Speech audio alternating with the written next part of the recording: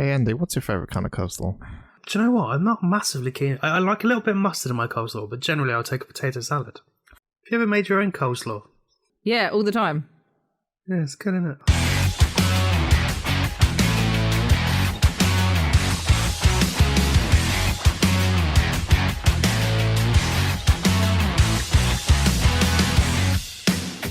Yo, brap, what up, kids, and welcome to episode 26 of the Unusual Suspects podcast. My name is MC Dan, and I'm joined by Wagon Wheel Andy.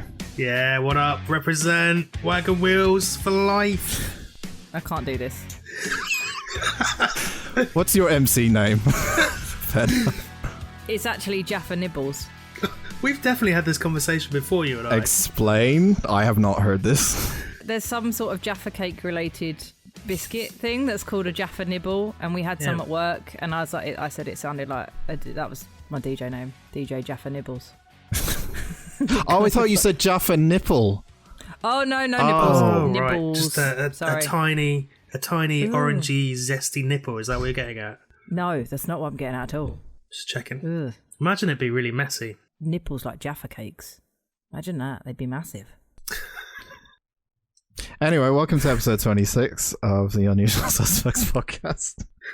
I just let you two go, and I just stay silent and just look at you and go, I'm so proud of them right now. Just going off on these tangents. Talking about chocolate nipples. Oh, I've raised them so well. Well, you started it. You asked. We've come so far, and we've come so low.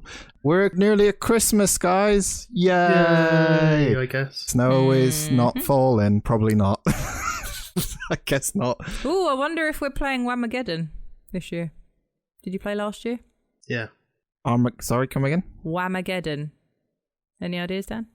So I'm guessing it involves Wham. I don't know what it is, though. Yeah, so I want to say the whole country plays it, but that's probably not true. You're supposed to go for the whole of December and see who can go the longest without hearing Last Christmas by Wham. I'll fucking win that. Why? I don't go out. Because you don't leave your house, Yeah. That's what I thought last year, and I think I got to about the 22nd. I was fucking so smug about it, and then woke up and it was being played in my house. Oh, yeah. Absolutely fucking furious. The cat had just turned the stereo on like a twat, and like she'd queued it up and everything. Just to say, by the way, before we forget, this is probably the last podcast we're going to do that's kind of our standardized kind of thing for the rest of the year, because next week we're doing Films of the Year, which we have many Films of the Year to talk about. Nope. Okay, but we don't. And Santa with Muscles, which is our film out of the hat. Mm-hmm. And then the one after that, which is on the 23rd of December, going to be our Christmas special. And we have a special returning guest. Who is it? Who knows? We've only had one, and if they're returning, I think you've just given it away. That's the joke. I know. Christ, I'm excited. Are you? Do you love Jen? Sure. Jen loves Christmas, and Andy does not. So I'm excited for that. Yeah. There's going to be a clash of cultures. And we're going to be talking about our favourite Christmas films, I guess. We're still undecided on that, but something along the lines of that, which, again, Andy will have many of. And then after that, towards the end of the year, we're going to do a best of episodes. And yeah, so this is kind of our last one that's without any kind of, I don't know what we say, traditional end of year bollocks that everyone does sort of thing that we'll be doing. But yeah, Andy, you watched Lost Boys this week. I did, yeah. Finally. How did you find Lost Boys? Yeah. It was quite dated. Like, I know Penn thinks I'm just going to be getting at her for this, but it was not that good. I assume it's all nostalgia for you, Penn. I don't know if nostalgia is the right word, because, like, I enjoyed it 20 years ago and I still enjoy it now. I'm not. That sounds like nostalgia to me. Does it though? That's not what. I don't know. I feel like that's not what it means to me, but I don't. For the purposes of the tape, can you please explain what Lost Boys is in case anyone doesn't know? So Lost Boys is about a family who move to Santa Clara to start a new life, or move in with their... Santa Carla. Whatever, it's the same shit. They move in with their granddad. Mm-hmm. And then suddenly there's a load of vampires who rock around in leather with mullets. It's like you have to have a mullet to be part of a vampire gang. Yep. It's like Grease, but with vampires. Yeah, less songs and also not as good. Less songs. Yeah. And I don't like Grease. but it was better than Lost Boys. I just don't understand why you have to have a mullet to be in a vampire gang. You don't. Because It it's was cool the 80s. at the time. Yeah. Yeah, but not everyone had a mullet. That's the thing. Half of them didn't. But this dude fucking rocks up. Because only the cool kids had mullets. He rocks up at this like fairground. He's there every day by the look of it. They're there fucking 7 times. Why? To be fair, I've been to that fairground. It's pretty fucking great. Yeah, but would you go 7 times back to back? If it was good. If that was the only place I could hang out, then yeah, I've been there twice, in fact. But what are you going to do? Chuck a couple of balls at a coconut shy and that's it? There's only so many times Yeah, you walk can get around enjoyment and- out of that. Yeah, it's called having fun. Yeah, it's called Andy. having fun. No, there's no such thing. Andy, do you only go to places once? Yeah, normally. It depends what's in it for me, really. Now they've got deep fried Twinkies and funnel cakes at that fairground, so I would go all the time. It still sounds like the 80s there. It was actually featured in Us. Did you guys see Us? Yes. No. The kind of fairground boardwalk place that they go to at the beginning. That is the same place. And they make a Lost Boys reference because they say they're filming it at the same time. Oh, interesting. Nerd facts. Great. So why did you not like the film? I just thought it was a bit sort of bland and it didn't make sense in places. And like, Ben, I know you've got a lot of love for the 2 Corys, but at least one of them was fucking insufferable. The question is, though, do you know which one? Because you weren't sure which was which. Yeah, Corey Feldman. Old Leatherface, as he looks now. He's got a face like an old handbag. He's had a hard life. Yeah, Little Corey. yeah. I love him. But I don't because he's like what? How old is he in this film? 17, 18. They're not that old, I don't think. Because he's bowling around and he's got the deepest voice in the film. He's like, Yeah. what? Oh yeah, let's get some vampires and get some steaks. I don't know why. Why is it Apparently suddenly Cockney all It comes from the East End. It just falls out of me. That's the problem. They were told to. Joel Schumacher told them to watch a bunch of Rambo movies and gave them a bunch of movies like that and was like, play it like this, play it deadly serious so it's funnier. And they were told to like do deeper voices because they're grown-ups, they're not kids that work in a comic book shop. Like that was But the point. It wasn't funny. If it was supposed to be funny, it missed the fucking mark. Was this Kiefer Sutherland's like first No. I don't think it was. No. jump I don't into think so. fame? No, I don't No? think. It was Jason Patric's second film. In fairness, he was pretty good. I'll give him credit. He was a bit hammy, which I expected from an 80s film. But I just don't get the hype with it. Like, I can't remember much of it, but I do remember feeling at the end of it like it's not as good as everyone says it is. But again, it could have been, it's dated, as you said. Like, I just remember not liking it like everyone else did. Maybe a bit more than you did, but yeah. Look, I know Penny's like older than us, so maybe that's why she likes it. But Don't play the age I have a card. genuine question. Mhm. If I liked an album from 20 years ago yeah, and I still like it now, is that just nostalgia? I'm not being a dickhead. It's a genuine question. Do I only like it doesn't make it any less, not less good, but it doesn't mean I enjoy it any less because it's 20 years from now. It depends if you're using nostalgia as a reason why you like it. No, see, I don't. Like, movies change over time. That's just standard. Like, look at horror, for example. Horror films are not as scary as they used to be if you look at old ones to new ones.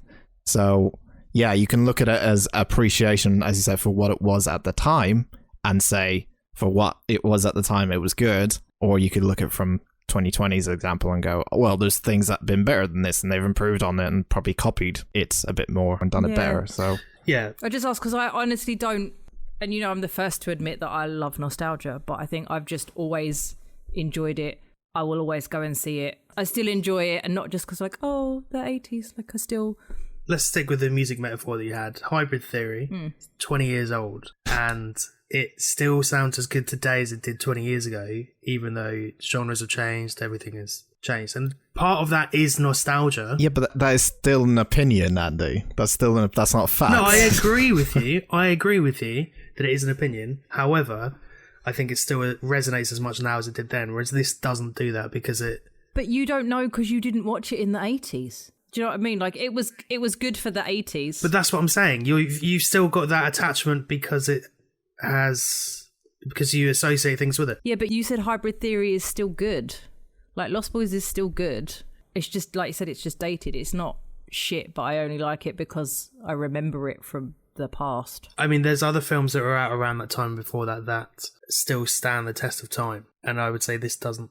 Also, the final death in it is fucking stupid. Don't spoil I it. knew he was going to say that. Fucking stupid. Don't spoil it. Yeah, don't spoil it. I mean, you've had like 20-something years to watch it. 31. Yeah, Andy. 31 years. It came out in 89. But it's quite a long... Yeah. Bloody millennial. But that's it. That particular death pen, it just fucking infuriated me. I actually got out of my chair and had to walk around the house because I was like, that can't be real. And it fucking was. Stupid. Anyway. So you liked it? Yeah, 10 out of 10. I realised that Full Metal Jacket came out in 1987. Yeah, Same much better film. I mean, yeah, but it's a different film. Again, it's still an opinion. Yeah, and it's a different... You can't put them together. I'm usually with you. I'm not even trying to piss you off this time, but I'm not agreeing with you. You don't have to agree with me. You can just accept that you are incorrect. When did the first Nightmare film come out? That was mid-80s, wasn't it? I'm really bad at dates. Hang on. Nightmare... 1984. Yeah, I think that holds up. I mean, it looks dated and looks like it's from the 80s, but I think it holds up better. But then it wasn't supposed to be serious. It was kind of... Joel Schumacher did that really campy Batman movie. He did some campy films. Like, that was... Hey, that was a good film. He did that film. He did that film like 15 years later. Yeah, but Yeah. he Sorry, did you say yeah? Me? No, wait, hang on. This is a bigger question. Penny, do you like Batman and Robin by Joel Schumacher? No. The one where George Clooney has nipples That's on what I his was suit. referring to. Oh, and we were definitely watching that for Film Out of Hat one No, day. I Fuck like... me. What's the one with Jim Carrey in it? I like that one. Oh, Batman Forever. Yeah, that's fun. Yeah. But like, yeah, he makes... It wasn't supposed to be a serious, scary vampire movie. Yeah, sure. But it sounds like Andy still doesn't like it. He doesn't have to like it. I'm not trying to change his mind. It was like Stranger Things, but not as good. Ooh, It was here nothing comes like the Stranger Things. Fan hate Yeah. mail coming in. Like small kids running around pretending they're Ghostbusters. It was exactly like that. Well, like the Goonies. Fucking hell. The classic. Stand By Me, another great film. They all did it. Also starring Kiefer Sutherland. Well, not There starring. you go. I'll tell you And what, Corey the, Feldman. the Borrowers is a much better film. The Borrowers. The Borrowers. Get- Out of all the films, The Borrowers. I was trying to take your opinion seriously, but now fuck you. No. Yeah, that's just gone. Nearly choked there. Lost Boys and The Borrowers. Fucking dickhead. So, for the last day or so, I mean, I'm just going to get into it. Penny's been sending text messages once again of text messages we have received. Speaking of fucking idiots, I am one. Well, there you go. So she's been watching a film. She's very excited to talk about it. You know what this means. Either one of us is going to start crying or one of us is going to be angry. You decide. Cast your votes now. Lines are now open. Penny, would you like to talk about your film? Someone is definitely going to leave, though, aren't they? I don't know who. It's going to get exciting. Can I leave now? Me and Annie have no idea what this film is, but we know some premise of it, but not. This is going to be interesting because I think I might have upset Penn with my Lost Boys analysis. I think I'm going to be fine in this one, but annoyed at yours, Dan. We'll save that for later. I think you're going to get annoyed at Penn. So at some point, every one of us is Everyone's going to be fuck off and annoyed. leave. Yeah. Welcome to the everyone gets angry at least once episode, pretty much. Yes. I'm tempted to edit in one of the voice notes from this. Go ahead. What the actual? This is so fucking stupid. Like, not even my normal level of stupid. This... I don't even know. I'm cross. Okay. I don't even know how to fucking start. I'm hoping, Dan, you'll be grateful, I guess. It's not one of those... I'm zen. Yeah. Zen at the moment, so yes. Okay. I feel like it was stupid enough that it's not a, here is a thing, but actually this thing happens. So you're all right on that one. Okay. But it is another of my, I nearly said good premise, bad execution, but I'm not even sure about the premise anymore. You saw the title, thought it sounded fun? Yep. I watched 2017's Slaw.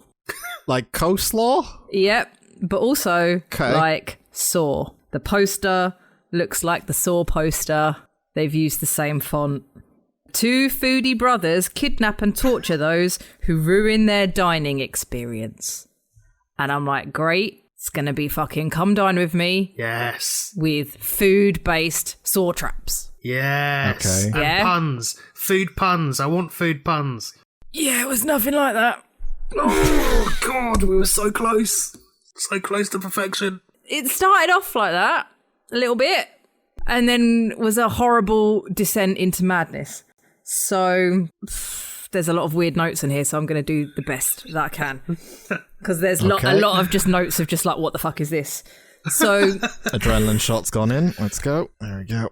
The movie opens up with some sort of carnival in a basement. It looks like a scary, like haunted house kind of thing, but not really, in a basement. Carnival in a basement. Yeah, there's scary clowns. And there's a bunch of people, don't know how many at this point because fuck this film. They've got chains around their necks and they're chained to a pole in the middle of the room, and they've got bags over their heads. Okay. And I'm like, okay, I know where this could be going. Mm-hmm. And in walks a massive guy who's dressed like a scary clown and a little person, a dwarf. And they seem to be the two brothers that are quite mad at these people. What? Hang on. When you say the two brothers, are we talking about... The clown and the dwarf, which is how they shall now be known, because I didn't write down their names because I didn't care. Okay. Okay. Right. My next note just says they're banging on about coleslaw a lot, obviously. Whoa. Please go into detail of what they are asking. I honestly can't remember. The dwarf guy really likes coleslaw, and they're talking about coleslaw for some reason. Is this like a Pulp Fiction Royale with cheese moment, except it's coleslaw? Probably. Like, what do they call coleslaw in France? Shredded cabbage and mayo. Le coleslaw. It's a metric system. They leave. I've just written, somebody must call some woman Abercrombie and bitch, and that made me laugh. I honestly thought you said bay leaf, and I was like, who puts a bay leaf in coleslaw? Oh, no. So all the people that are there are trying to work out why they are there. They don't know why they're trapped in this basement. I've written, I'm excited for them all to die. Is this 10 minutes in? You did not have a fun time, did you? Jesus Christ, No. Okay. The lights go off, and then when they go back on again, one of the guys is missing. Not quite sure how he did that quickly. And he was a really awful white guy that was pretending to be black. He's very hip hoppy, and he thinks he's calling everyone brothers. Right. And he's awful. Like it's not good. He's trying to act like if he's black or something. Yeah, like he's basically saying that he's a black guy, and everyone's like, I can see you, you are white. But he's gone, and he's in a different room, and he's in this room with his head in a box, like I'm a celebrity style. And then I've just got whisks his balls. So at one point he's... Fucking hell. I wasn't expecting that. I thought you were going to say they drowned him in coleslaw. I wasn't expecting a whisk to the balls. What is that? Well, that's what they start with. He's sat in this chair and they get like, on a food processor. Yeah. Those kind of whisks, rather than a hand whisk. They just seem to attack him in the balls, but you just see like the whisk hitting him in the balls. You don't see anyone doing it. Your hair will get caught on that, surely, if you had. He's got his pants on. He's got his trousers on. He's still dressed. Oh, well, that doesn't sound that bad. Oh, okay. No. We've all done that. Yeah, we've all done. You know, when you accidentally drop a whisk. Yeah. Yeah. Go on. Yeah. And in the room, there's like a fast food speaker. Like when you talk to McDonald's or whatever, but it's in the shape of a clown, and they're talking to him through the speaker. And I honestly couldn't hear what he was saying. But I really didn't want to. This is on Amazon Prime, by the way, if anybody wants to fucking watch this abomination. Since when have Amazon Prime started putting up such shit films? I know. It's like back-to-back weeks you've picked absolute dross. Yeah. I thought Slaw, with that concept, would be great. I would watch a bunch of food-based murders. But anyway. So Andy was correct. The box starts to fill with coleslaw. Yes! And he has to eat it so that he doesn't drown. Yes! So it's this really horrible image of this guy eating coleslaw in a box. Right. I would smash this challenge. I'd be out of there in about 2 minutes. Also, he's smothered in mayonnaise. I don't know. American coleslaw it's not enough mayonnaise for me. Sometimes it's a bit like... It's a bit too vegetable-y, isn't it? Yeah, and vinegary. Yeah. If it'd been proper coleslaw with like Hellmann's, he would have been fucked, I reckon. You would have been fucked with Hellmann's. Who loves Hellmann's? I do. Homemade coleslaw and chips is the one. Anyway, let's get through this shit. Do you put gravy on your coleslaw? Shut up, Andy. No, but I do like homemade coleslaw with a roast dinner sometimes. So sometimes it does get gravy on it. Guys, you can't keep going on tangents like this. Come on. Jesus Christ. So he survives, but never mind. His stomach just opens and his guts fall out. I don't know whether it's supposed to be because he ate so much coleslaw that he exploded. Oh, well, maybe he had gas. Maybe he had... I've had those times when I've eaten too much and I just want to unloosen the belt. Has your stomach opened and your guts have fallen out? It feels like it sometimes. You know, when you have those bad burritos on 2 o'clock in the morning, you know. Did they slice him open? Not that I saw. It just felt like it opened. But the thing is, the coleslaw never got much past like his chin. It got dropped in the top of the box. It never got that high. I know he was supposed to be eating But it. did he eat it all? Yeah. Like so that he wouldn't drown. Okay. They have a lot of flashbacks. So it turns out that he worked at a food place and he was behind the counter and he was a dick to the clown and the dwarf. So that's why I don't know what the names are. It's such a double act. Yeah, so that's why they're there. I'm not surprised. Then we go, so obviously these people are missing, and the B story is that the cops are looking for these missing people. The cops are called Hooch and Turner. Is one of them a dog? Nope. I think they mention it at some point. There's a lot of gay jokes. When they introduce the cops and there's banter in the office, there's a lot of gay jokes. It was weird. When did this come out? 2017. That's weird. Okay. Yeah, they're a bit like, oh, where's Hooch? Oh, he's in the bathroom. Where's Turner? He's in the bathroom. What with Hooch? Yeah. And like, it was, yeah. Okay. I've not really got anything to say to that. I mean, I don't, that's something like, yeah, just go on.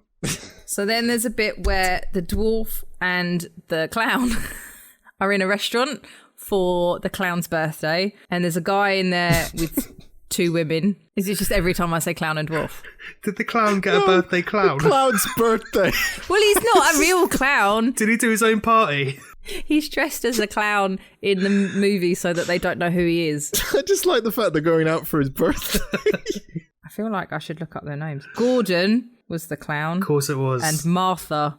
Gordon and Martha. Martha? That was their code names. Martha's the dwarf. Martha's the code. But I remember that was his code name. So Jordan and Martha. I'm sticking with clown I'm taking and dwarf. this surprisingly well.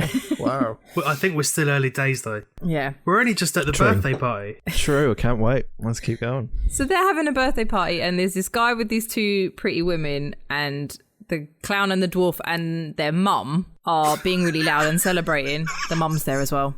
And the guy's like, they're being really loud and they're spoiling my dinner. Go on. I don't know why the clown, the dwarf, and the mum made me laugh. I don't know what's happening. None of this movie made me laugh. I can't see. Oh, I can't see. He's gone. I've killed him. All right, I've got so 3 more pages of notes left. they're at Chuck E. Cheese. They've gone for their birthday. They're and at a Mum, nice restaurant called like the Frog and the Pig or something stupid. the frog and the pig. Okay. The pig and the... I paid as much attention as I could. You don't need to know all the details. It's fine. It's cool. So okay. then the dwarf sees that there's a bunch of wrestlers in the restaurant, including Kevin Nash. Oh, Kevin Nash is in this. Wow. Yep. Okay. Kevin Nash is having dinner. Luke Gallows, he's also a wrestler. He was in it. Yeah. Wow, I know all these people. I think there was some more. But anyway. Please say AJ Styles. Oh, it's a deep cut. Yeah, I've got no idea what's going on. And the dwarf goes up and wants to get a picture and stuff. And Kevin Nash is like, look, I'm having dinner with my friends. Like, can you leave? And the dwarf won't leave. And he like sneaks a picture of them and goes back. And then as Kevin Nash leaves, I think, or something, he walks over to the dwarf and covers him in coleslaw. Why? Why? He gets a bowl of coleslaw. Oh, it was the dwarf's birthday. That was it. Because he got covered in coleslaw and he said it was the best birthday ever because he got to meet Kevin Nash and he really likes coleslaw. What? He was really happy that Kevin Nash put coleslaw on his head. I mean, fair enough. Lights go off again and the guy that was in the restaurant with the 2 women, he's now somewhere. He's in one of the traps. This is the last Saw trap and we're like half hour in. They actually kind of abandoned that whole thing. What? That's disappointing. Yeah.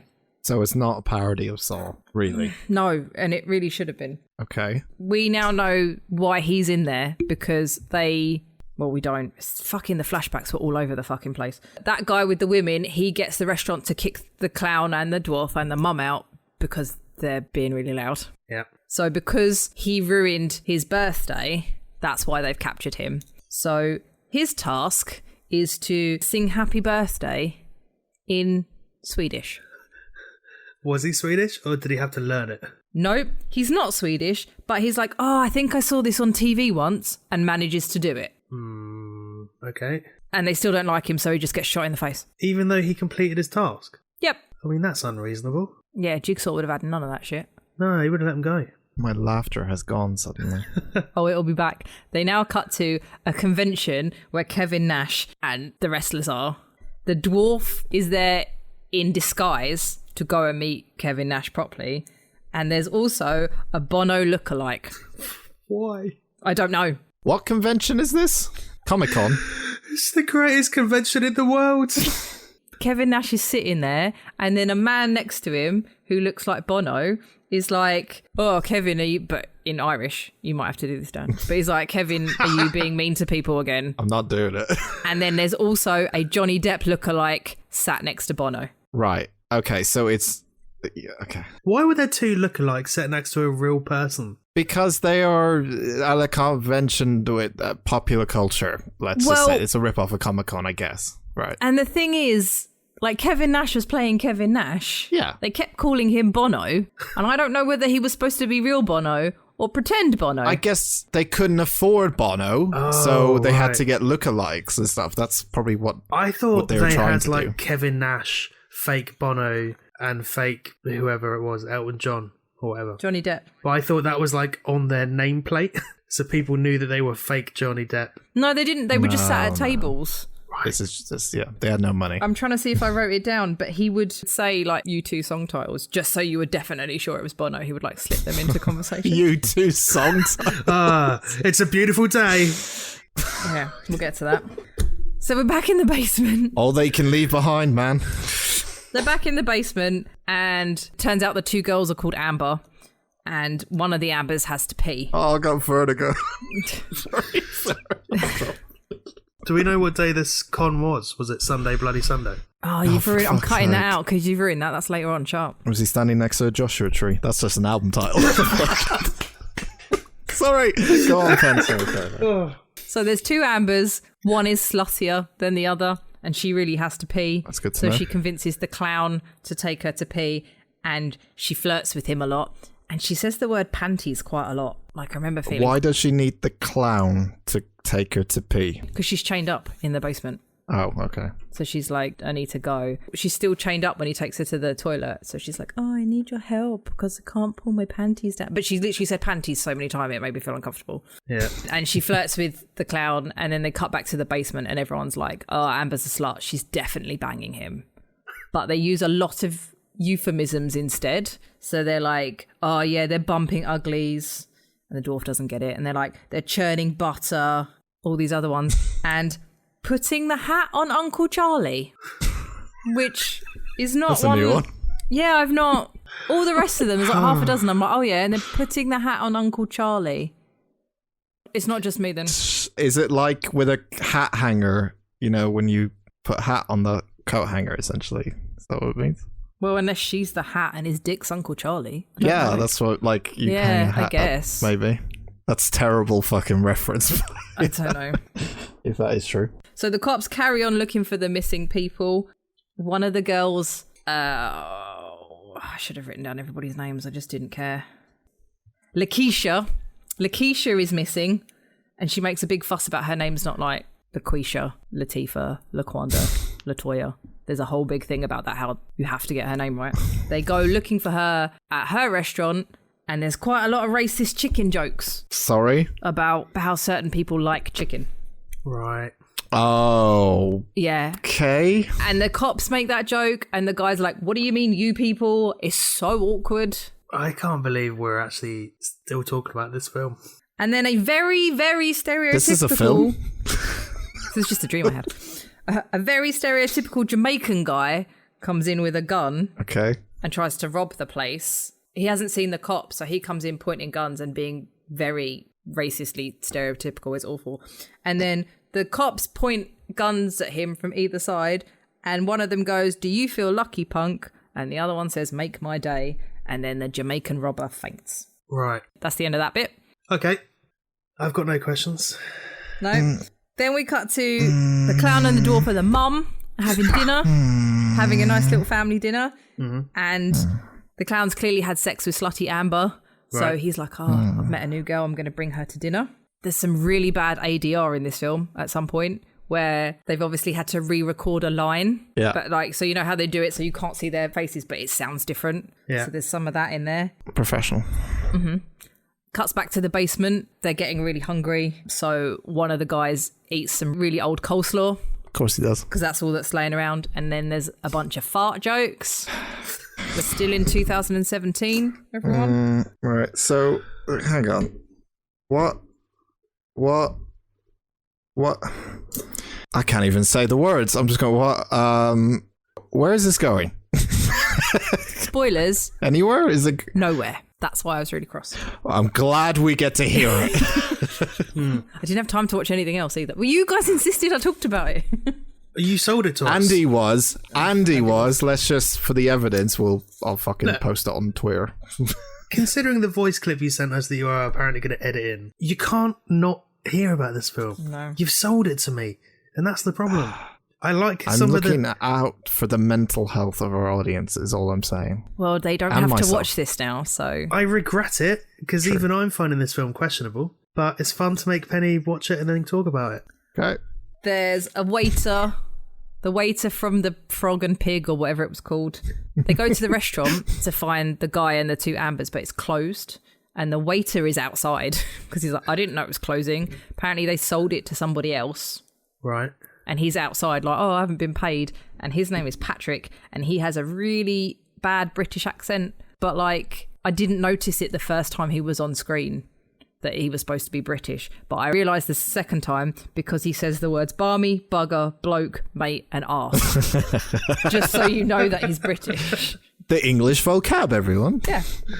Some more bad ADR. And then I worked out that the clown bought it and shut it down because they were dicks to him, Wow. basically. How did he buy it?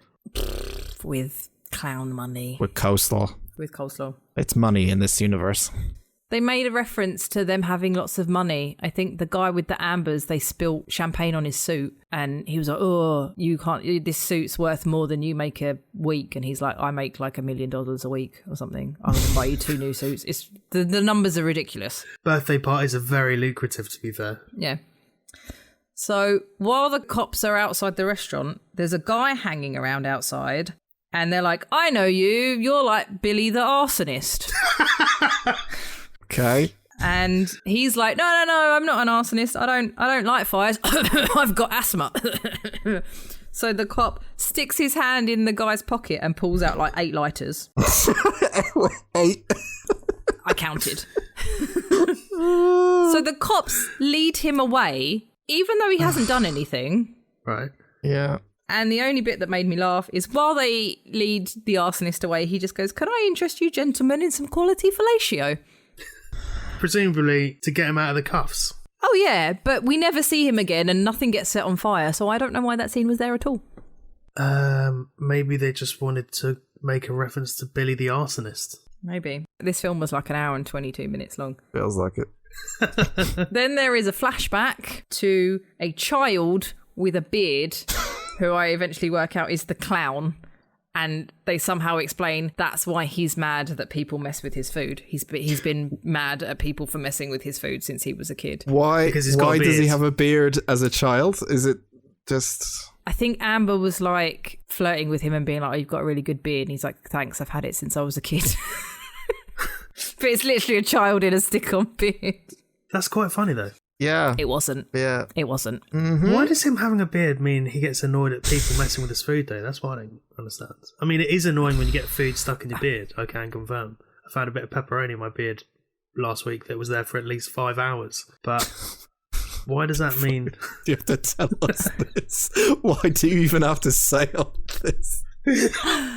I give up.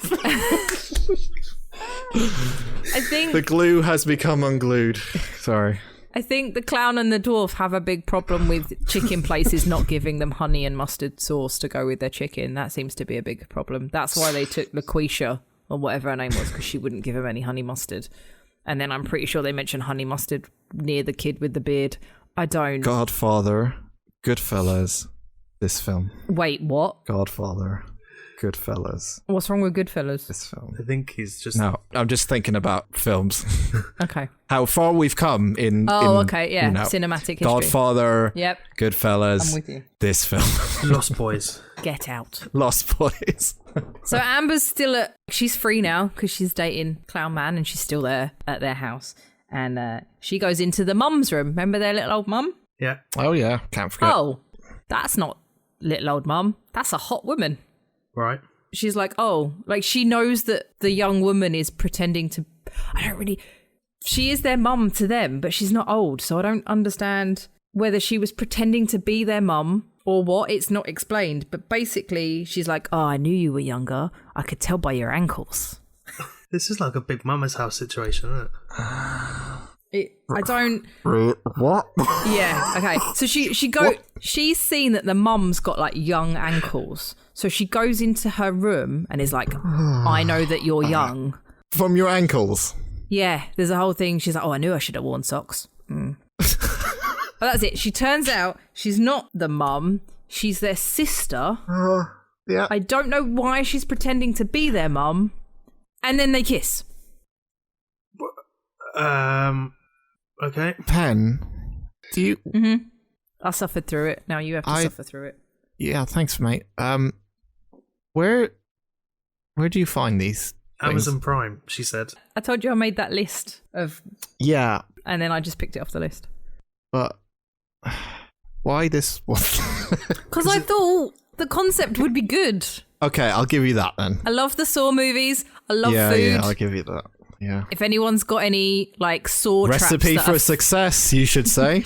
Yeah. If anyone's got any Saw traps that involve food and you wanna, I'm into it. Send me them. Yeah, something that's called... What's it called again? Slaw. Slaw is definitely going to be a 5-star film. Well, I didn't think that, but like I thought you could have some good things in it. Yeah. I mean, they thought of the name, they put it with Slaw, they flandemicked it, they worked backwards, and then they got bored halfway through. Sure. Okay.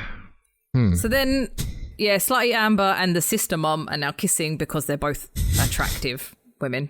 And then for some reason, the cops are at the convention and they all get in a fight and they arrest everybody, including Bono, who's like, oh, let us go, it's Sunday, bloody Sunday. Hey!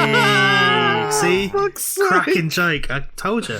Oh, stop. No. It's worrying that on most of these films I can get the jokes and the plots before Penn tells us. This is not the first time it's happened. No. Did you write it? It does feel like that. We're nearly done. We can do this. The wrestlers are fighting at the police station and the Johnny Depp guy is just sitting there and he says, why are we out of rum? He's not even dressed as Jack Sparrow. Here's Edward Scissorhands.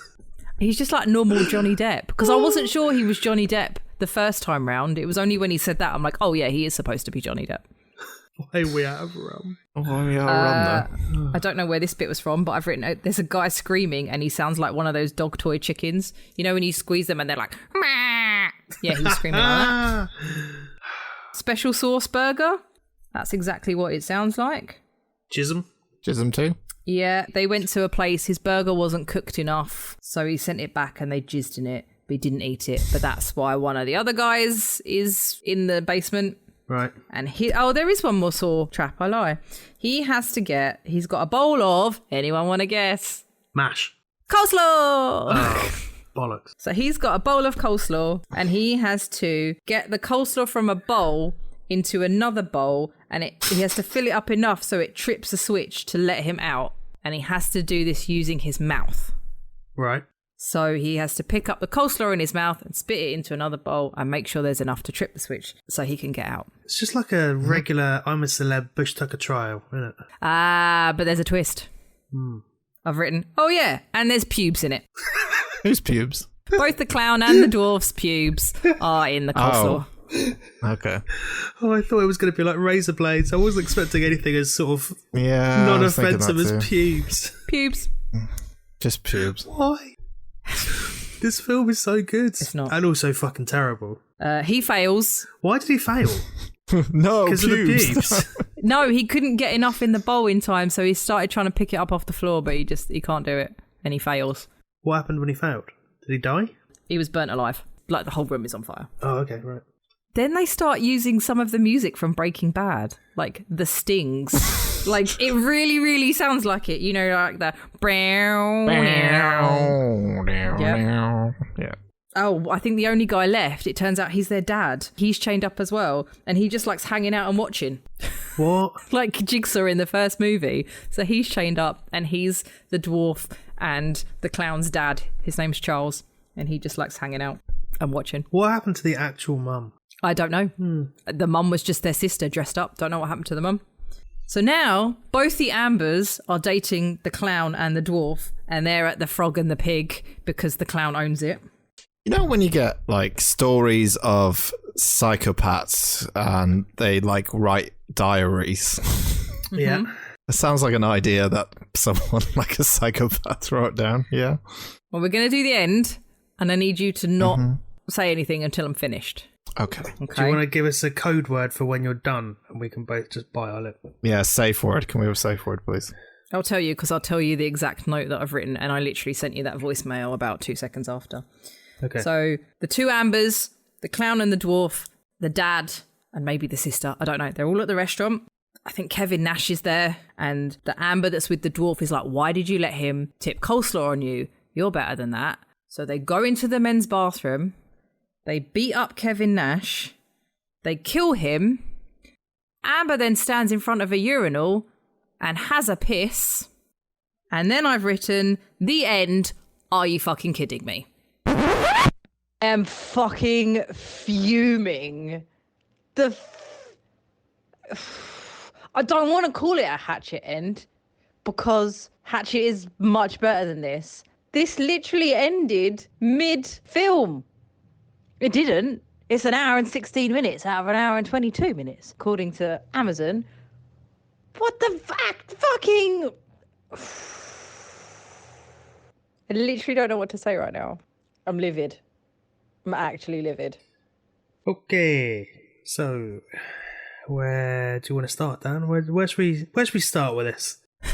The bit that confuses me the most is that a dwarf and a clown could beat up Kevin Nash, I think. It wasn't. It was the dwarf and Amber. They start beating him up, and then I think Amber's got something over his face. Coleslaw? No, like a rag, like chloroform. Oh, okay. Well, that would. But she's like, we have to kill him because he was a dick to you. I think he goes a bit of a funny colour, and they kill him. And then she's literally just standing there in front of a urinal, and you can't see anything. She's got this red dress on, which she doesn't hike up, so that doesn't make any sense either. And then you can just hear her pissing into the urinal, and then the screen goes black, and I got very, very angry. So, would you rewatch it? Does No. it recommend 10 out of 10? Nope. Penny's None of movie it. of the week? No. I have a movie of the week for you after this, just to cleanse your ear palates. I mean, I don't know what you want us to dissect there. No, there's nothing. That was the end. Just thought you share it with the group. Yep. You know me, I'm all for bad movies, but none of that made sense. They abandoned their thing halfway through. I'm trying to pick out, as we normally do, metaphors and things, and I just can't find. I'm like that gif with The Hangover, I think, where he's looking for numbers in his head. I'm just like, I can't see any connections here. Like, I thought there was something to do with the pubes and the coleslaw. Maybe that's a metaphor No. or something. No. The clown thing, the mum coming, and then the dad's being the father. Like, I don't, what? Like, none of it doesn't make. Someone got a lot of money and decided, I'm a filmmaker, I'm going to make the film of my dreams. And fair play to people making what they want to do and films that they think are actually good and maybe artsy and stuff. I'm just looking it up. The writer was the clown. Yeah, it makes sense. It was always going to be the clown. Yeah. He's Neil brained it. Jesus Christ. Yeah, John Capp, and the screenplay was by Richard Tavanaro. I don't know if he's in the movie.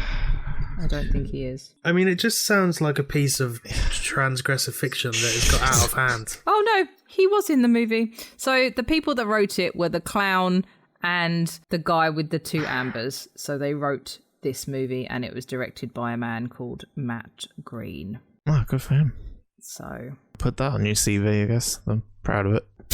yeah, it was not. I don't have any words. No, I know. I thought the premise might have been good, But the things where they're just like, well, it's not their mum, it's their sister, and she's kissing that girl, and then, oh, it turns out other Amber's got a dick, and why is there an arsonist? And maybe the clown could come on and tell me because I don't understand. The only thing I've learned from these experiments that Penny has been doing is don't trust anything that sounds like an interesting title, because it's probably gonna be shit by the sounds of things. If someone else made a movie with the same concept, I would watch it. I reckon it could be a funny... I want a Hell's Kitchen horror film where you have Gordon Ramsay and he actually kills people when they get fired or something. I'm into it. Or come dine with... Yeah, you said come dine with me, but they're like everyone's an asshole to each other or something. I don't know, but yeah. Sounds like a combination between Come Dine With Me and Clue is what you want. Possibly. I don't know. You know what I didn't want? This. This was not what I wanted. Well, look, I mean, if you're going to pick names just on the strength of the film and or the premise without looking at either the Rotten Tomatoes or IMDb rating, you kind of get what you deserve. But also, it's cracking content because it upsets at least one of us every week, and it's normally not me. Well, just for Schadenfreude, so one of us will be upset, and that's like... I mean, usually they don't upset me because I think it's funny, but this was not a funny experience for me. Who's hungry?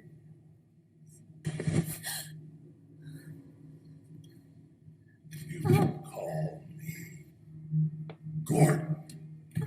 And I'm Martha. I hope everyone likes coleslaw. It's my favorite. If you want a movie of the week, I also watched, I think it was 2017's Mayhem on my favourite streaming service, Shudder, starring Stephen Yeun from The Walking Dead and Samara Weaving, who is quickly becoming my new favourite actress. Actor. Sorry, actor. I fucking love her though. But they get trapped in an office building because there is a virus outbreak and they have to be quarantined in their office, and the virus affects people's ids. So it lowers their inhibitions and it makes people just do whatever they want, whether that's fucking each other, killing each other. It just makes them completely primal. There was a lot of gore. It was a lot of fun. It was a bit like the Belko experiment, but with a good virus, if anyone saw that. Would recommend that a lot. Yeah, you sent me the trailer and it looks pretty good. It's been on my list for a while. I think it was a Shudder exclusive, but yeah, it was nothing new. And like 2017, I suppose the virus thing was... less annoying than it is now. That was a fun movie, so I'd recommend that. I'm sorry for Slaw. Everything. I'm sorry. That's fine. I'm sure audience will forgive you. Don't worry. At least they don't have to watch it now. I won't, but the audience will. Well, we're 2 for 2 for people being upset. Let's see if we can get me with the third one. All right, everyone. Let's perk this thing up. Let's go. So, back in episode 9, ladies and gents, I didn't formally introduce you to him, but I think it was episode 3 or 4 I formally introduced you. Well, there you go. But it's been a while. It's actually been since episode 9 since we last properly spoke about him. Bad Biology 2. Don't you fucking dare. And I think it's only best that before we end the year, I wasn't planning on doing this until the new year, but I think, 2020 shit, let's cap it off with something good. Let's go back to our favorite kind of guy who makes our favorite films that Andy absolutely loves. For some reason, this is the only ones he hates, even though the rest of really bad films he loves.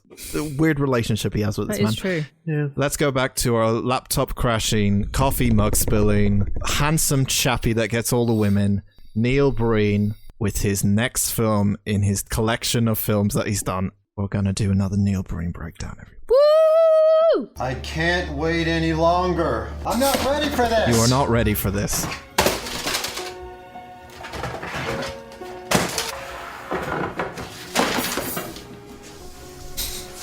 Because I'm way too long for a jingle.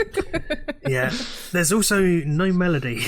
It's just fucking noise. There's a bit of a dude. It's the music in Fateful Findings that's slightly in the background, but too quiet. Is that not him throwing all the papers on the floor so they can bang? Yeah, it was. Is that bit? Yeah. Yeah, I edited a couple of lines, and then the last bit is him throwing all the papers dramatically on the floor. Go back to early episodes to hear about Fateful Findings. The Breenius. But if this is your first time listening to us, because I know we have new listeners, well, at least I hope so. So Neil Breen is a man that we have, well, the majority of the internet has called the term Breenius. He is a man that made a bunch of films in the 2000s and is still making films to this day. And he's considered one of the guys that, I don't know how you guys would put him, he's considered the whole thing that comes, like we said earlier, he Neil Breened it. He's a guy that will do most of the film for himself, by himself, aka directed, writing, starring, catering, costume, hair and design. Yeah, he really is passionate about his films, and if you ever look him up, you'll find out why. We've already broken down 2 films. Fateful Findings is a classic film that he made in the middle of his career so far. Is it a classic? To me, it is. In episode 9, we looked at Double Down, which was the first film he ever made, which was a man who was... He was a terrorist who wanted to do some terrorism. Only a little terrorism. But the government people had to convince him to do a little bit of terrorism in order to scare away the big terrorists. That was the conclusion of that. All of this whilst eating a tin of tuna in a car. Whilst eating a tin of tuna in a car and mostly being shirtless with a satellite coming out of his car. Yeah. That's the kind of films you get with Neil Breen. They're a bit weird and confusing, but fucking hell, they are absolutely amazing. I love the man so much. So... the next film I watched last night... I'm already feeling stressed and tense. Be ready. Be ready. Just grab yourself a drink, whatever you need. You're in for a ride with this one, because I am going to talk about the 2009 film, the film after his debut, I Am Here... now. Oh, it's so ominous. Isn't it? So, I Am Here Now, I Am Here... now, starts with... usually something that we get with most Neil Breen films, a really fucking long opening. It's about 20 minutes long before really anything happens. And immediately in the first 20 minutes, you kind of know a little bit of what this film is going to be about. Neil has tackled many issues in the past on his films, many important issues. This time it seems like Neil is God. Oh. Fuck's sake. Because of course he is, because he always likes to paint himself in an interesting way. He basically, we're still in the Nevada desert of all places, I think. I mean, it just looks like the same set from fucking Double Down. But this time around, Neil is descending from the sky, and from the ground below him is a ball. Now, I'm still not sure what this ball means even after finishing the film. And one of the funny things about it is it literally looks like a bowling ball, but with an extra set of fingers that you could put some holes in. Giggity. It looks like one of those like weird paperweights that middle-aged ladies like. It's a weird ornament, but it's just in the ground. And this is, we find out it ends up being what Neil needs to teleport to Earth. Funny enough, if you look really closely, someone is pointing a laser pointer below the ball to make it special effects. I don't know if you can see.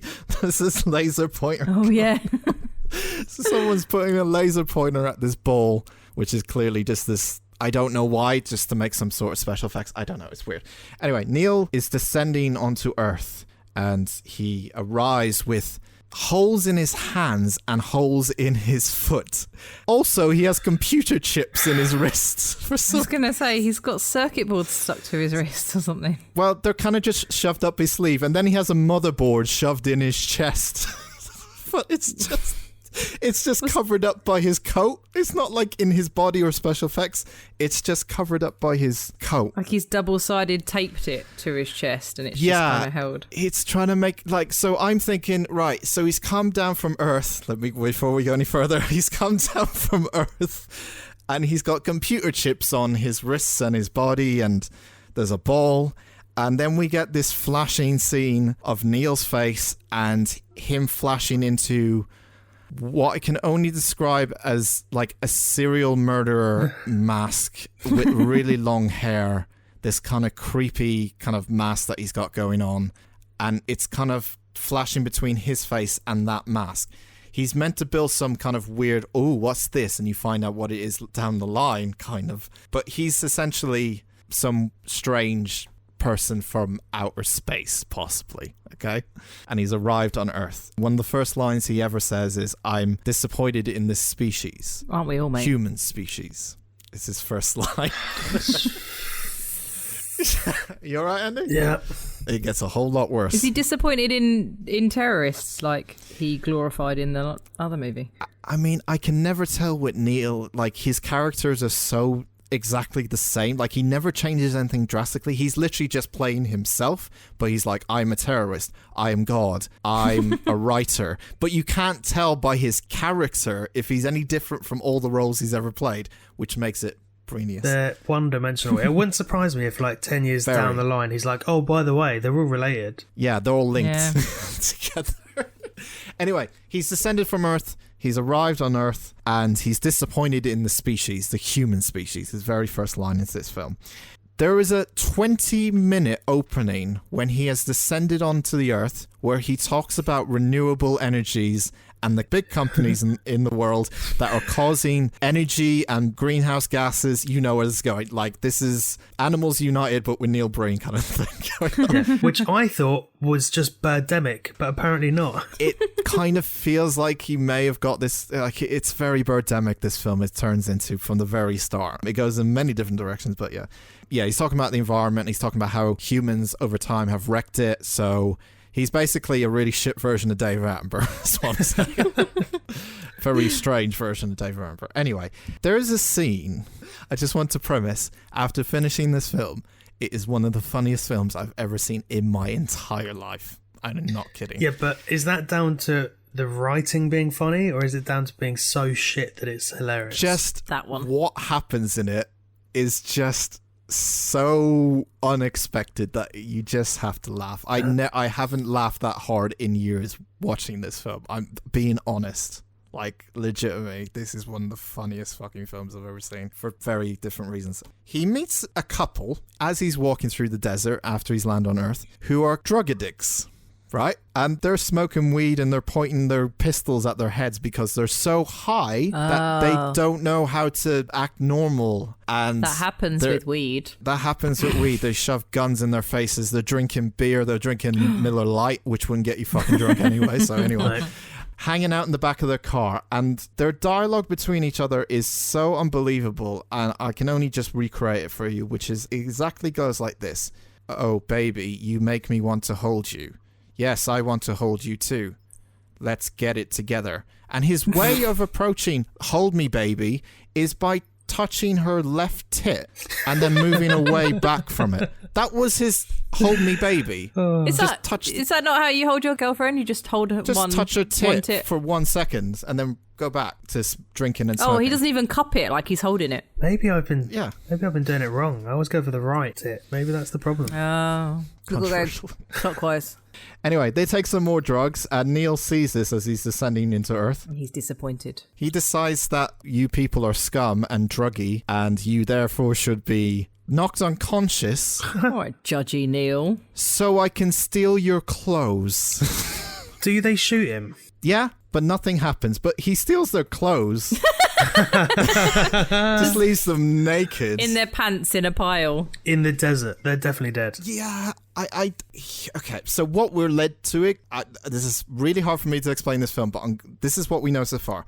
He's like a messiah, second coming of Christ, maybe, God, whatever, coming down to earth and going, oh, I'm so disappointed, and he spits on the ground. But I don't understand why he had to steal the guy's clothes. That remains a mystery to me still. But No. It's ridiculous. Either way. Because she's still got her clothes on. Yeah, he's not going to steal her clothes, but yeah. Be funnier if he did. Yeah. We arrive in Las Vegas. Of course we do. We're back in Vegas. Andy, when we go to Vegas, I reckon he must live near there. I bet he lives in like Pahrump. We need to go and visit him. Lives there. What the fuck is Pahrump? Apart from a fucking fantastic word. A place near Vegas. It's a real place. Pahrump. It's so festive. But he obviously lives within driving distance. So when we go and see Elvira in Vegas, we've got to take a day and go and see Neil. Are we doing the Neil Breen tour before or after we see Cher? Probably before, so that we end on a good note. Excellent. Hang on, is Cher the good note or We're doing Cher in the afternoon and then Elvira in the evening, cool. and then you were going home and I was going to stay. Yeah. Anyway, carry on, Dan. I love Vegas. Anyway, the Messiah himself decides to steal the drug dealer's car and drive into Vegas. The second coming of Christ drives now. There he is on the strip.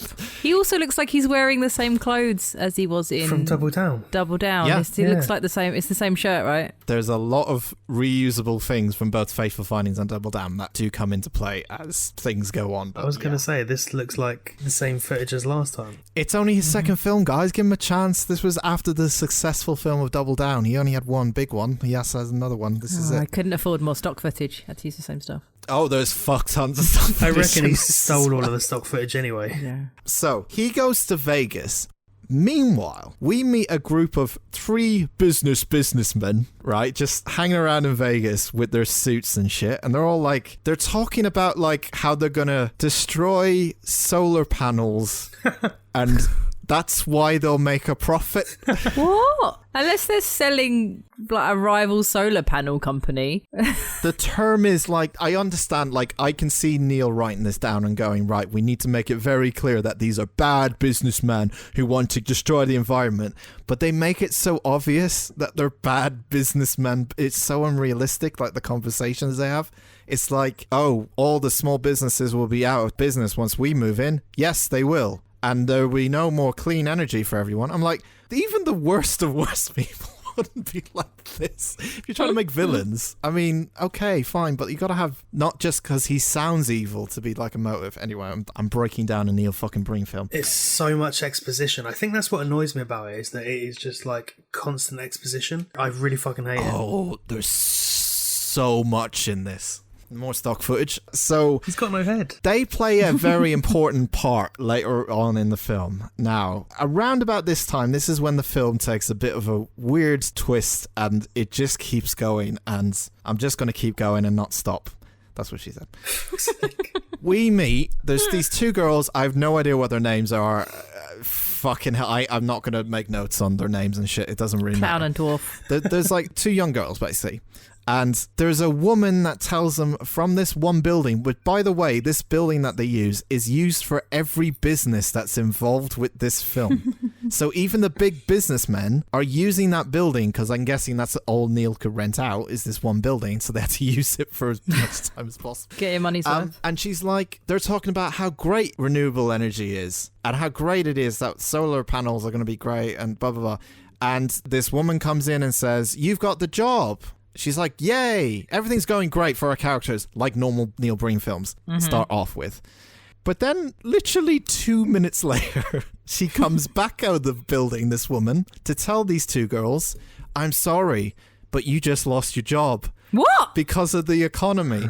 All the crippling debt from all the renewable energy and, you know. You just gave it to her. Someone smashed all our solar panels and we can't afford to pay you anymore. She literally says, like, big businesses have taken all our income. And I'm like, in 2 minutes, the girl just celebrated 2 minutes ago that she got the job. 2 minutes later, she comes out and goes, I'm sorry, you've lost the job. Yeah. And it's like, what? If you'd have waited 2 more minutes, you wouldn't have had to give it to her in the first place. That fucking celebration mojito hasn't even arrived yet. Barman's still making it. The metaphor they're trying to make is that even the ones that are trying to do good in this world are losing their jobs, and the big business guys are obviously, as we saw earlier, or told you earlier, smashing up they're panels. making money. They're smashing up panels. So we know what Neil is doing because he ends up in Vegas and gives a flower to one of the girls and says, like, you're doing good by this world, and just gives her a rose and leaves. And she's like, Neil Breen's giving me a rose. I'm so...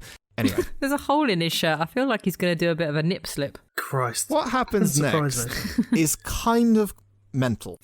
So one of the girls is pushing her pram along on the road, and this becomes a common theme in this film where everyone is just walking in the middle of the road. I don't know why. She's pushing a pram which has a clear fake baby in it. I don't know if you can see it, but it's clearly a fake baby in it. And her friend suggests to her, because she lost her job at the renewable energy kind of thing, why not become a stripper? Well, it is Vegas. That's true. That's fine. And while she's pushing the pram, by the way. But then she goes, or a prostitute. Oh. Okay. That's a slightly different. That's a different step. Like Different kettle of fish, isn't it? Her reason for this is, I'm hot, you're hot, let's just become prostitutes. This is... oh, Neil. That is it's really bad, like, for women. He's representing women. Hot women can do other things, Neil. This is just Neil Breen pushing his boundaries, isn't it? He's like, I want someone in the shower with me whilst I'm bleeding out of my head. Let's test them first, see if they'll become a prostitute. I want to lay next to a lady with my ball bags out. Both of them. The thing about it is, like, until you watch it, Neither of them are wearing bras. no one wears a bra in this film, by the way. That's just a little thing. Yeah, she just suggested to her. She says no. And then the second time she suggested to her, which is in literally the next minute, she goes yes. Well, she's had a whole minute to think about it. She just lost her job. It's the same as that long job that she had. So we sure it's not just a weird time leap in this film? No, like in the space of 10 minutes, she's got her job. She's lost her job. She's then pushing a pram down the middle of a fucking residential street in the middle of the road. Her friend suggests going to be a stripper, which she says no. Then she says prostitute, which she says no. And then the second time she says it, okay, let's be a prostitute. That happens in 10 minutes. You know what it is, Dan? 10 minutes. Yes? It's because life is a roller coaster. It is true. I tell you what it is. It's fucking Breenius.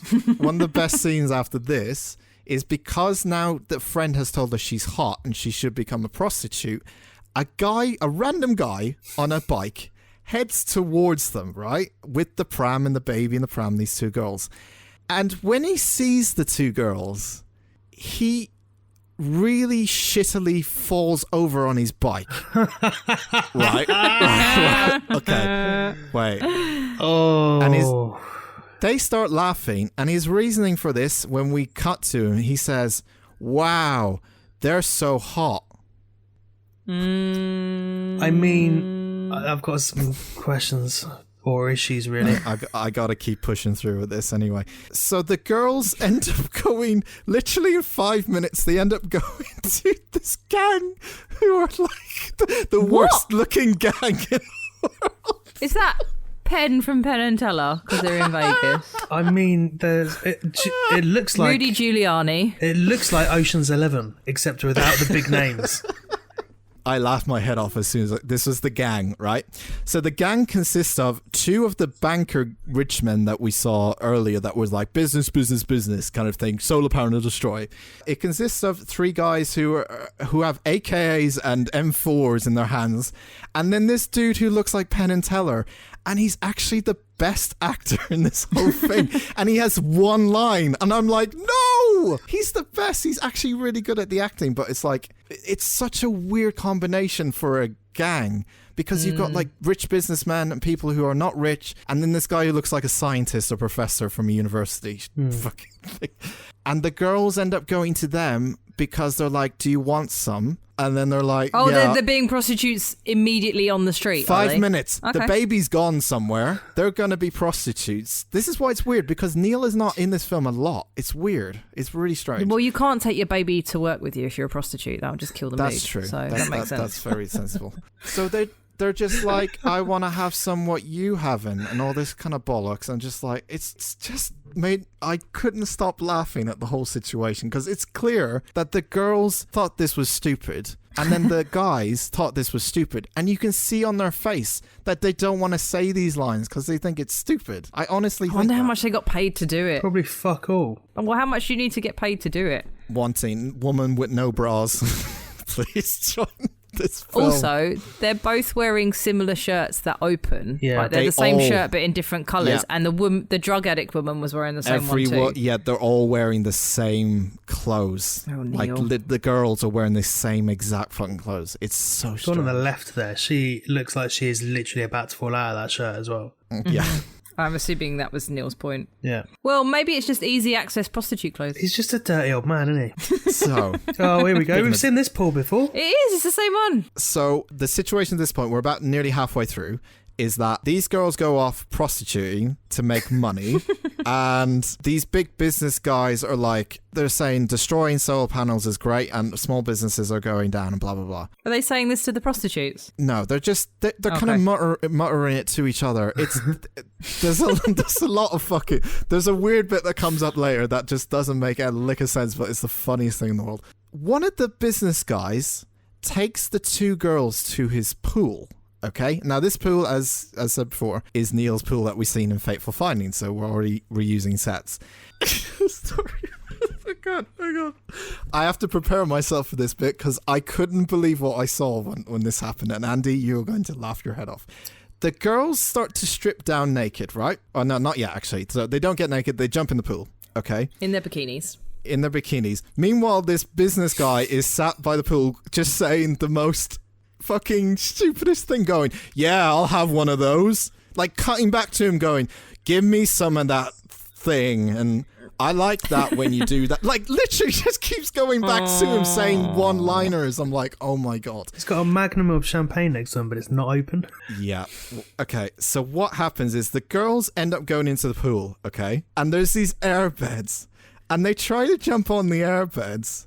But one of the girls is really close to kind of where the ledge is. Mm-hmm. So when she's jumping on the bed, she's very close to the ledge where it's like concrete. And she tries to jump on the bed and she falls back and hits her head off the concrete. Everyone notices this while they're filming and they carry on. She's just whacked her head off the fucking concrete and they just go, you okay? Oof. And they kept this in the film. What, they say you okay? There's music playing over the background, but you can see from like her, she basically turns around to her and go, you okay? But you don't hear her voice because there's music playing over. Oh, it's okay. Unbelievable that they kept it in. They're still trying to get on these fucking beds for about 20 minutes and they still can't get on them.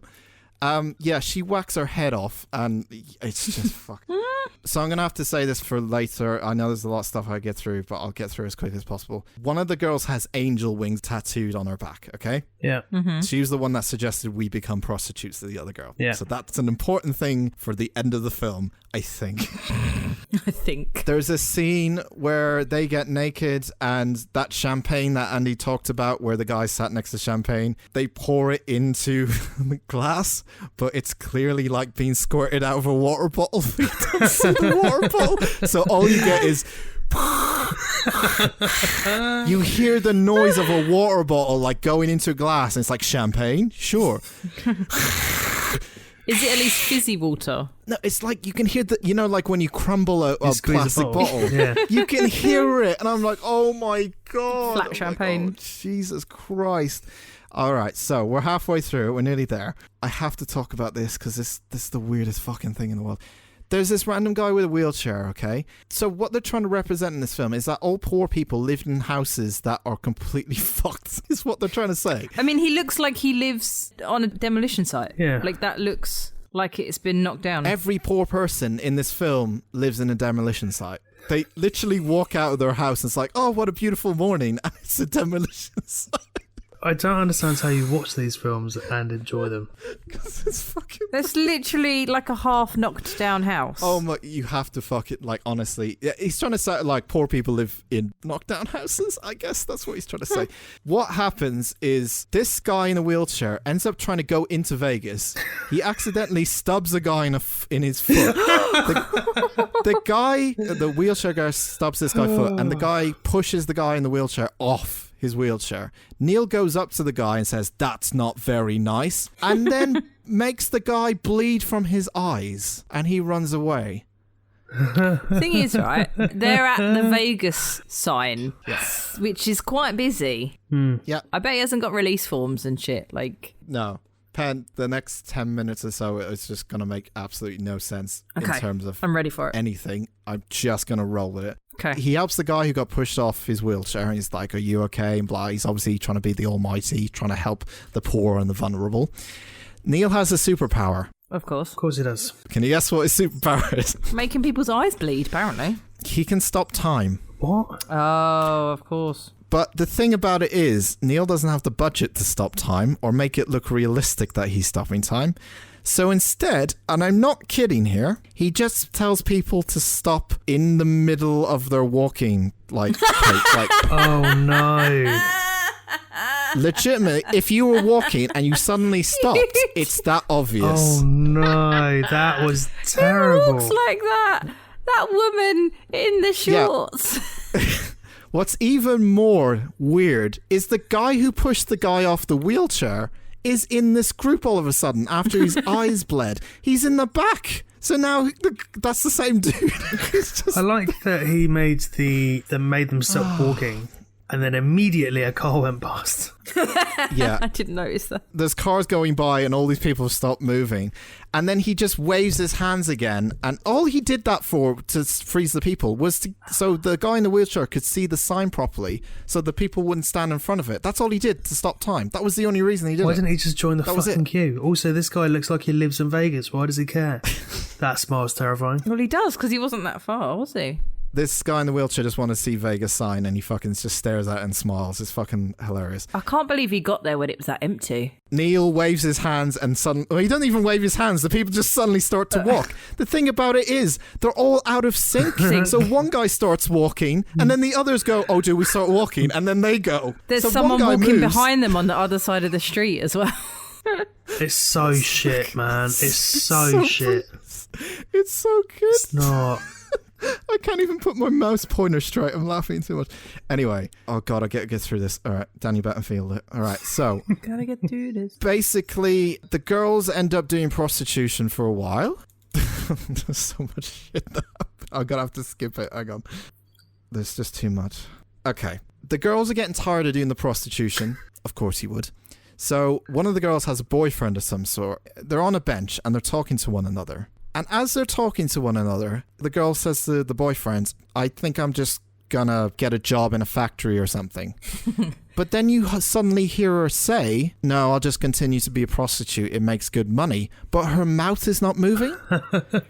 It's her internal dialogue in her head. But there's no effects to separate the voice from her outside voice from her inside voice. So it just sounds like someone just got on a microphone like we're doing with a podcast and went, yeah, I think I'll be like that. And I'm like, what? You could have had an echo or like a reverb or anything just to separate. And I'm like, oh my God. The boyfriend has also lost his job and he goes in his head, even though I couldn't tell, I think I'll be a car thief. Why? Because humans lose their jobs and they become bad people, and that's just society. Why don't they just get a fucking job? I know it's not as simple as that. Maybe I'm gonna... Boris told me to retrain, so maybe I'll retrain as a car thief, not a prostitute. Oh! Why Right, so look. We find out that Neil, in some sort of weird flashback, when he was on Earth before, because he keeps referencing, when I made this planet, it was a lot different from when I left and came back. He banged the girl who had the wings on her back, the tattooed wings. So she's like 1,000 million years old then? I think it's meant to represent she's an angel and he's God, and he's like having sex with her to give birth to this world. But if she's an angel, why is she suggesting everyone becomes a fucking prostitute? I think it's him forgiving her. I don't really know. Forgiving her for her going down the bad route and him just kind of filling her with the seed of goodness. Oh! Jesus fucking Fucking hell, Christ. Dan. Anyway, the way he has sex with her is by staring at her face, just lying on top of her, Neil Breen's She does not look happy. her staring at his eyes on top of a bed. They're not moving or anything. They're literally just static staring in front of each other. And then while it's happening, he's like sort of sniffing her. It's weird. Oh. He suddenly turns into... What? Yeah. A Halloween outfit. He suddenly turns into his weird mask and carries on sniffing her. I think at one point he boops her nose. His hair is in her eye. Like you can see And she has to keep... her eyes just getting hit with lots. Yeah, so she's moving. And he's now rubbing his nose and his top lip on her nose. And then he goes back to normal, goes back to sniffing her again. And that's how he has sex. Weirdly, I think the mask face is better to look at than his marshmallow face, his regular face. He looks like a bag of squashed grapes. Okay. The old guy. Wheelchair man. Right. Do you remember the man in the wheelchair? Mm-hmm. Neil sees him again, just literally just on the road. He finds a woman who's got a pram with her. The child dropped a toy from the pram. Neil sees this and says, "You're dying of cancer. I will cure you." Wait, the baby's dying of... No, that man in the wheelchair's dying The of man in the cancer. wheelchair is dying of cancer. He's got chemo. That's why he's in the wheelchair and he looks like he's dying. He cures him and then he becomes a young man. Okay. I'm talking, he goes from 60 to 20. He's a different dude. And then Neil says, go after the woman who you just picked up the toy from when the baby threw the toy and marry her. She might still be with her baby daddy. And he goes up to her and they live happily Gets out of his ever wheelchair. after. Gets out of his wheelchair and he lives happily ever after with a woman I'm not making this up. No, he's not. There's video evidence I'm showing them right now. And then the wheelchair disappears. And then the wheelchair disappears, by the way. We're nearly there, Andy. We're nearly there. This is the good bit. These are the good bits. These are the good bits. At this point, I couldn't stop fucking laughing. I was having so much fun. So meanwhile, back in the gang hideout kind of thing, where the two girls are being prostitutes with these gang and the two businessmen and stuff, essentially, one of the gang members is a rat, and they end up killing him in front of the girls. One of the girls pukes 3 times in a row. Oh. So she pukes. Oh, her boobs are nearly falling out as well. She pukes with like vom come out, like just a little bit out of the mouth, right? But then the next scene is the same scene, but repeated. Oh, yeah, it's not a different take, is it? No. It's exactly the same. This carries on. When they kill the guy and she screams, they use the same scream, I'm not kidding, 4 times. The same real footage of the and it's not even a good scream. She's laughing halfway through it. You can see her laughing. It's fucking unbelievable. Anyway, they kill the guy in one of the greatest killing scenes of all time. Neil is watching from afar as all these people are beating up the rat, and then Neil decides to stop time, save the girl, and then put the rest of the gang on crucifixes. They're just standing on the floor. They're just standing on the floor with some wood in there. With their arms up. They're just holding a bit of 2x4. That's not a crucifix. Yeah, there's no wood behind them, so you can't see it like in the ground, so it's just them holding up a plank of wood. There's a guy there with his legs well apart, and Wide you can see open. there is absolutely nothing there. So he's crucified the bad gang members and killed them and put their blood on the crosses and put them out in the desert. Because they're bad people, of course, guys. But where are the bodies? I don't know. Those crosses have no people on. Yep. So they are touching the floor. Why not use those crosses? I don't know. I think it's forced perspective. I think those are small crosses. Oh, maybe. Do we think Neil knows about forced perspective? Why are there doll heads? There's a scene. He's walking along in the desert. He's walking in the desert after he's like crucified these gang members, and he's walking along, and then there's baby doll heads in the sand. It's sort of like there's a cluster of 5 of them, like next to each other. And then there's one behind. One behind. Lagging. I think it means that one of them is Neil and the rest is like his children he created. Okay, he's God. I think that's what that represents. But they're legitimately just baby doll heads. They're not human heads. They're baby doll heads. They look like in Toy Story, Sid's weird baby head spider thing. Yeah, but less threatening. Only just though. So the whole kind of film, I mean, I don't really know. The film kind of ends with Neil going, like he normally does, I've killed off the evil in the world. Now, hopefully the earth can be restored to what it should be. He's killed 5 guys. People. Yeah. 3 gang members, 2 businessmen, and a guy who looks like a scientist or a teacher. He apparently has killed them off, so all evil is now gone Oh, well, that's good to know. from the world. There's no more terrorists or rapists or murderers. It was just those 5 guys. Good. So he's done his job and he's like, goes back to drug dealers, here's your clothes. Hopefully you can enjoy a new life. And they just run away. Go on to the beginning. Wait, are they still in the same place? Yeah, they're in the same place the whole film. He goes back to them and they're lying on the ground. Like, They'd be shriveled up like old prunes. apparently he was there for a day. There was no nighttime scene. It was just like he arrived in a day and yeah. he fixed all the world's problems in a day and that's it. He It's does done. tend to do that all in one day, doesn't he? You got to remember that a woman got a job, lost her job, declined to be a stripper, then proceeded to be a prostitute all in 10 minutes. So you got to remember that as well in this kind of film. And he saw a man in a wheelchair, took him to the Vegas sign, saw him again later, and turned him into a young man. He's a bit of an overachiever, isn't he, Neil? So the film ends with Neil going back to his home planet, goes back to that bowling ball, and the girl running towards him in a dramatic scene. And she's like, take me with you, take me with you. We get, and I'm not kidding here, 32 minutes of him acknowledging he's leaving without anything happening. So the way it works is, you know, this, like, you know how he likes to put in a lot of shit that you don't really need to put in? Yeah. He decides to include the whole footage of him leaving Vegas, getting in the car again, going back to Vegas, going past the sign, walking through the desert again, finding the drug people, people doing drugs, taking the clothes off, putting his old clothes back on, walking really, really far away towards the ball that he was at, while talking about the environment again. And then this woman shows up that he had sex with, and she's like, take me with you. They touch hands. We go back to the same scene that they're having sex with when he's smelling her face. The mask thing appears again. There's another doll head. We go back to smelling scenes. Then there's a bit where they're just standing in the desert and he's wearing the mask. And it's clearly a mask because you can see his like skin on his shoulders. For weird context, for anyone that knows, he looks a little bit like Billy from Hocus Pocus, but a grey, bad, plastic Halloween version. Awful. It's absolutely fucking awful. The film never fucking ends. There's so many shots here where it should end, and it keeps going and going.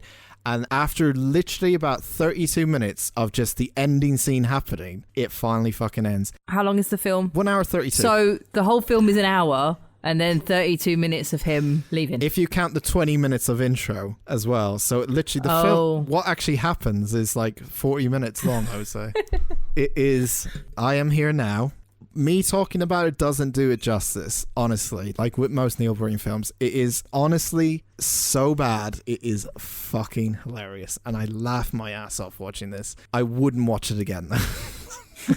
He's the being, is Neil Breen. He's called the being, is what it's called. So all I can get from that film is that he is the second coming of Christ. He comes to fix the problems of the earth by killing 6 people considered to be bad. And that's it, in a day.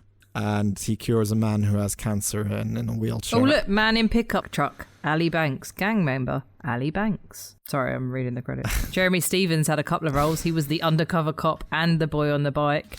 There's a lot of people who are in the Faithful Findings and Double Down that are reprisal roles here because they did such a good job. But it's a weird one because Neil is like barely in the film. Like he's only in it in the start and the end, not the middle. It's such a weird film, but it's kind of amazing, and I implore you all to watch I Am Here Now from 2009, and that is my Neil Breen film for this year. We're at the last one of the year. How angry are you, Andy? Any questions? It just fucking depresses the fuck out of me, Neil Breen.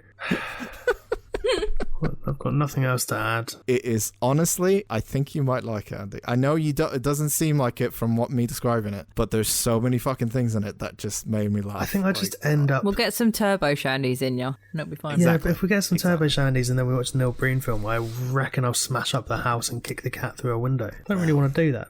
I think I've only got 3 more left unless he makes another one by the time I've done it. So yeah, there's 3 more left that I haven't watched. So we won't return to this segment for a while to give Andy some sanity. But yeah, we'll be back in a new year with another Neil Breen segment, I'm sure. Great. All excited. I'm so sorry, but due to the poor economy, we're going to have to lay you off, along with some other staff members. We all had the best of intentions of improving the nation's sustainable energy systems and environment, but the corruption and greed in big business and government just won't let it happen. We're all very disappointed.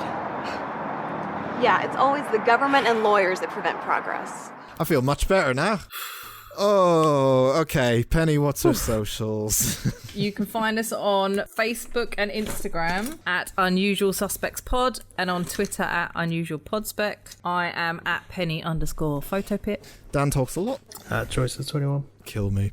And we will be back next week and talk about our movies of the year and watch Santa with Muscles starring Hulk Hogan. The whole thing's on YouTube if you do want to watch it. I did check, by the way. So join us for our pre-Christmas episode next week, and also check out After Dark. Oh, I might have a Baileys while we record. That'd be nice. I might have some Yorkshire puddings. That would cheer me up. Right, fine. Can you eat them through After Dark, please? Yeah, if you want, yeah. Wow, what exciting content once again you'll see in After Dark. Please do tune in tomorrow on Thursday and every Thursday on YouTube. It's our only video podcast with lots of shambles in it. It doesn't really go anywhere, but hey, we're starting out. We talked about ducks, we talked about game shows, and we've talked about Noel Edmonds is a dick. So there you go, might enjoy it. Hang on, Noel Edmonds is a dick. We did not talk about Noel Edmonds' dick, just to clarify. Although maybe we should. Maybe we will. I can't deal with that after Neil Breen. Jesus Christ. We'll be back next week. Thank you very much for listening. See you later. Bye. Bye.